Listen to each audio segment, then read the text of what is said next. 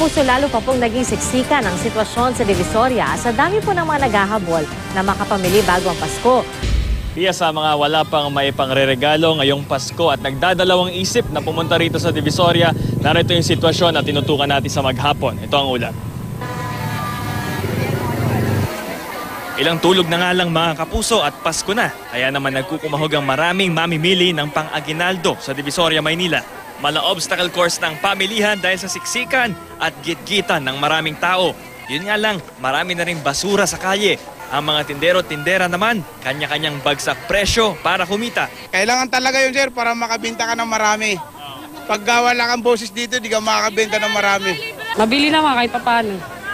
Ang mga mamimili, kahit abala, alerto rin sa mga masasamang loob at mandurukot. Safety first, lagi kong binibitbit at tinitingnan ang aking wallet, ang aking bag. Alam mo naman dito sa Divisoria, very maraming tao. Sobrang higpit talaga ng hawak ko. Tapos as much as possible, hindi na ako nagdadala ng maraming gamit. Kung ano lang talaga, alam ba, wallet or pera lang, tapos panyo, ganun na lang.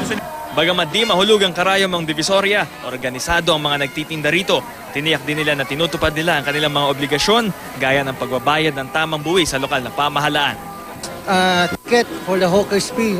Ibig sabihin po nito, nagbabayad po yung bawat tent o bawat mga nagtitinda rito ng tax or hawker's fee for the government, for the city government of Manila.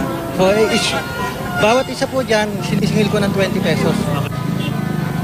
Pia, pinaigting din ang police visibility dito sa Divisoria at meron din mga assistant desk dito lang sa labas at meron din sa mga loob ng mall. Yan ang latest na sitwasyon dito sa Divisoria. Balik sa'yo, Pia. Maraming salamat, Bam Alegre.